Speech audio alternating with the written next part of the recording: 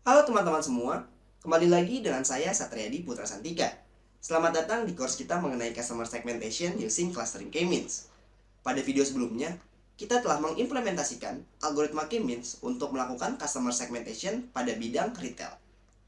Nah, sekarang kita telah masuk ke dalam modul terakhir kita, yaitu modul yang ke-10, mengenai case study part 2, yaitu Applying Customer Segmentation Insight to Business Strategy. Baik teman-teman, pada video kali ini kita akan menginterpretasikan hasil clustering yang telah kita lakukan pada video sebelumnya. Langkah pertama, teman-teman semua perlu memahami tujuan pembelajaran kita pada video kali ini. Yang pertama, diharapkan teman-teman semua mampu memahami cara menginterpretasikan karakteristik setiap klaster pelanggan berdasarkan hasil segmentasi. Lalu yang kedua, diharapkan teman-teman semua mampu menghubungkan pola perilaku pelanggan dengan strategi bisnis yang relevan. Lalu berikut ini adalah beberapa poin penting yang akan menjadi bahasan utama kita pada video kali ini. Yang pertama, terdapat interpretasi hasil clustering. Lalu yang kedua adalah bisnis strategi yang dapat kita lakukan berdasarkan hasil analisis clustering. Langsung saja kita akan masuk ke dalam interpretasi hasil clustering. Nah, di sini teman-teman, kita memiliki sebuah statistika deskriptif ya dari cluster 1 nih teman-teman. Terdapat nilai rata-rata, nilai median, nilai varians, nilai minimum, dan juga nilai maksimum. Nah, berdasarkan hasil statistika deskriptif ini teman-teman, dapat kita ketahui bahwa cluster 1 berisikan pelanggan dewasa dengan pendapatan yang cukup tinggi dan juga pengeluaran yang besar. Hal ini dapat dilihat nih dari rata-rata yang cukup tinggi pada fitur income dan juga fitur spend. Nah, kemudian pelanggan pada cluster 1 ini lebih sering berbelanja di toko fisik dan melalui sebuah katalog. Nah, di sini juga dapat dilihat dari fitur 6 store purchase yang ada cukup tinggi ya, rata-ratanya ya, di angka 8,6. Nah, pelanggan-pelanggan pada cluster 1 ini cocok untuk strategi loyalitas eksklusif dan pengalaman berbelanja yang premium. Selanjutnya, di sini kita memiliki statistika deskriptif untuk cluster 2. Berdasarkan hasil statistika deskriptif, dapat kita ketahui bahwa cluster 2 ini berisikan pelanggan dewasa berpendapatan menengah ke bawah dengan pengeluaran yang rendah. Hal ini dapat dilihat dari nilai rata-rata pada fitur income dan juga fitur spend. Lalu, pelanggan pada cluster 2 ini juga sering mengunjungi website dan tertarik pada sebuah diskon. Hal ini dapat dilihat dari fitur 6 deals purchase dengan nilai min atau rata-rata yang cukup tinggi, yaitu ada di angka 2,26.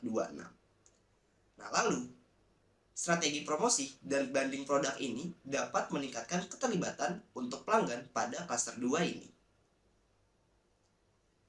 Lalu selanjutnya, kita akan menginterpretasikan scatter plot 2 dimensi, di mana perbandingan yang pertama adalah antara fitur income dan juga fitur spend. Nah, berdasarkan scatter plot 2 dimensi di layar teman-teman semua antara income dan juga spend, dapat kita ketahui bahwa pelanggan di cluster 1 memiliki pendapatan yang lebih tinggi dan pengeluaran yang jauh lebih besar jika dibandingkan dengan cluster 2 yang berwarna hijau nih teman-teman. Nah, hal ini menunjukkan bahwa cluster 1 ini adalah pelanggan premium dengan daya beli yang tinggi. Sedangkan pada cluster 2 nih teman-teman ya, yang hijau, terdiri dari pelanggan dengan pendapatan yang rendah dan pengeluaran yang lebih kecil, mencerminkan kemungkinan keterbatasan anggaran atau pola belanja yang lebih hemat. Scatter plot selanjutnya, kita akan membandingkan antara fitur 6 web purchase dengan 6 web visits month. Di mana berdasarkan scatter plot 2 dimensi ini teman-teman, dapat kita ketahui bahwa pelanggan di cluster 1 cenderung melakukan pembelian online yang efisien meskipun kunjungan websitenya itu lebih sedikit. Berbanding terbalik dengan cluster 2, cluster yang berwarna hijau ini teman-teman, di mana pelanggan pada cluster 2 ini memiliki lebih banyak kunjungan website tetapi jarang melakukan pembelian. Hal ini menunjukkan perilaku eksploratif atau kemungkinan kesadaran harga yang lebih tinggi. Lalu berikut ini kita akan membandingkan antara fitur 6 store purchase dengan 6 katalog purchase. Nah, berdasarkan scatter plot 2 dimensi ini teman-teman, dapat kita ketahui bahwa cluster 1 itu terpusat di area kanan atas nih teman-teman. Nah, di mana hal ini menunjukkan bahwa pelanggan di cluster ini lebih aktif berbelanja baik di toko fisik maupun melalui sebuah katalog. Sementara itu, di cluster 2, itu objek pengamatannya banyak berkumpul di pojok kiri bawah nih teman-teman, yang menandakan bahwa pelanggan di klaster ini cenderung jarang melakukan pembelian melalui channel-channel tersebut.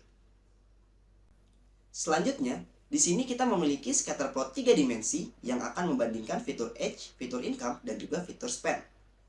Berdasarkan scatter plot 3 dimensi ini teman-teman, dapat kita ketahui bahwa klaster 1 ini terdiri dari pelanggan dengan penghasilan yang tinggi dan juga pengeluaran yang besar, menunjukkan bahwa mereka ini lebih mapan dan cenderung berbelanja lebih banyak. Sebaliknya dengan pelanggan pada klaster 2, yaitu yang berwarna hijau, di mana pelanggan ini memiliki penghasilan yang rendah dan pengeluaran yang sedikit, yang mungkin memiliki anggaran yang terbatas. Nah lalu, usia atau age itu tidak tampak mempengaruhi hubungan antara penghasilan dan juga pengeluaran. Selanjutnya, setelah kita menginterpretasikan hasil cluster yang kita miliki, kita akan menghubungkannya nih dengan bisnis strategi yang relevan sesuai dengan tujuan bisnis yang telah kita tetapkan di awal. Akan tetapi, sebelum itu kita akan men-summarize atau merangkum interpretasi hasil clustering yang telah kita lakukan sebelumnya. Berdasarkan interpretasi hasil clustering, cluster 1 dapat kita sebut sebagai high income. Akan tetapi, sebelum itu, kita akan merangkum interpretasi hasil clustering yang telah kita lakukan. Berdasarkan interpretasi hasil clustering, cluster 1 dapat kita sebut atau kita beri nama high income, high spending customer, di mana pelanggan dalam cluster ini memiliki penghasilan yang tinggi dan pengeluaran yang besar, menunjukkan mereka lebih mapan dan cenderung membeli produk dalam jumlah yang besar.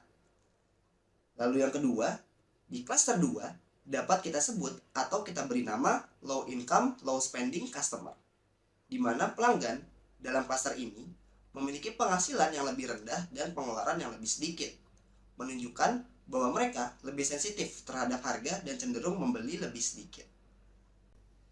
Selanjutnya, berdasarkan hasil summarize tersebut, kita dapat membuat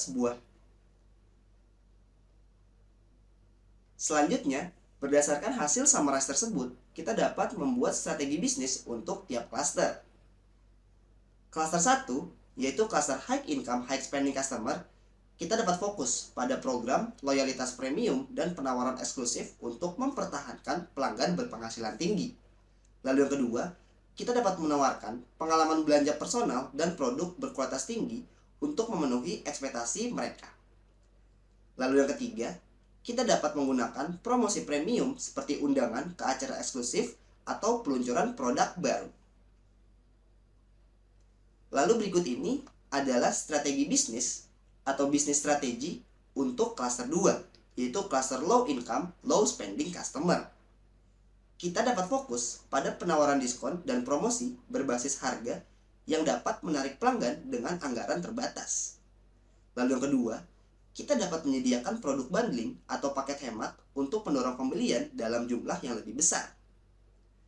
Lalu yang ketiga, kita dapat meningkatkan keterlibatan pelanggan ini melalui kampanye berbasis harga dan juga penawaran terbatas yang memberi nilai lebih kepada semua pelanggan di cluster 2. Berikut ini adalah referensi yang digunakan pada modul kali ini, yaitu terdapat buku multivariate data analysis, buku kupas tuntas algoritma data mining dan implementasinya menggunakan R, serta buku data science for marketing analytics.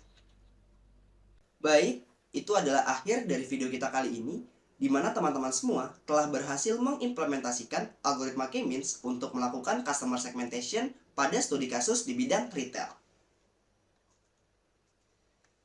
Oke teman-teman, ini adalah modul terakhir pada course kita mengenai customer segmentation using clustering K-means. Semoga ilmu yang teman-teman semua dapatkan dapat bermanfaat di kemudian hari. Selanjutnya, teman-teman semua dapat mengeksplor lebih lanjut mengenai algoritma clustering yang jauh lebih kompleks, seperti DB-scan atau fuzzy clustering.